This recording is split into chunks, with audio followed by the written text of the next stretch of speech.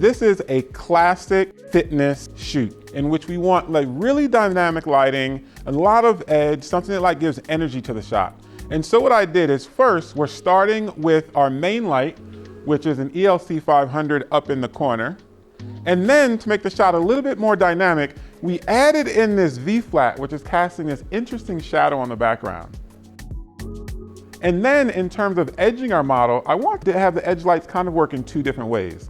If we come over here to the background, we have an ELC 500 with a 1x3 strip box, and we have a grid on the strip box to eliminate getting too much spill on the background. We're getting a little bit, but I don't mind that much. And it's lighting our model from underneath just a little bit, giving us these nice, like, cool highlights.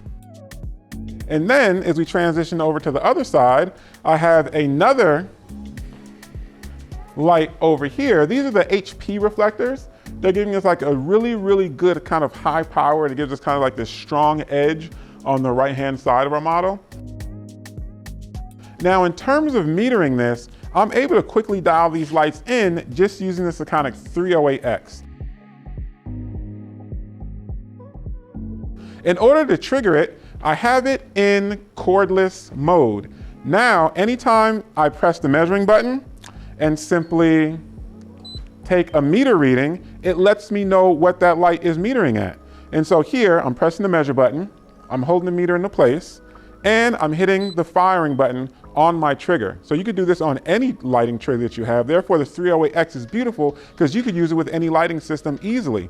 And also, I have the flat diffuser. The flat diffuser makes sure that I'm just measuring light coming from one of the lights if I had all the lights turned on. It kind of helps isolate the lights versus if I was using the dome.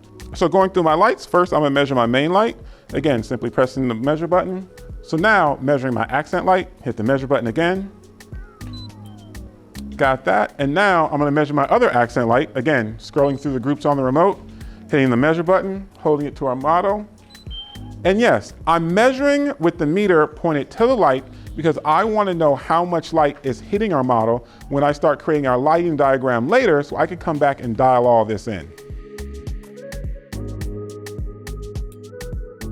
Now here's a tip. There's a couple different ways you could do this, and right now I'm using all white light, so all my lights are balancing pretty much to be the same.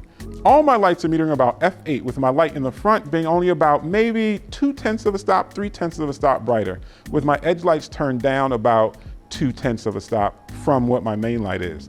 When I go to another setup in which I'm going to be using gels, you're going to see that I'm not going to want my edge lights to be as strong. And you can take a look at the lighting diagrams in the description below to see what all of my lights were metering at.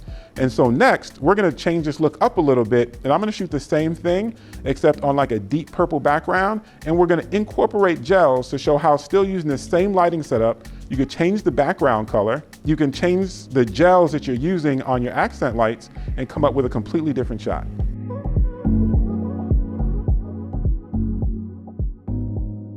All right, so I just got done shooting the same look, except to change things up a little bit, all we did was go to a purple background and then we added gels. So one unique thing that happens here is before, when we were using just white light on the previous shot, we kind of had a 1-to-1 ratio going on, meaning our edge lights were metering about the same exact as our main light. But now that we're using gels, we want to get much more saturation. And to do that, we actually need to reduce the power of our edge lights substantially.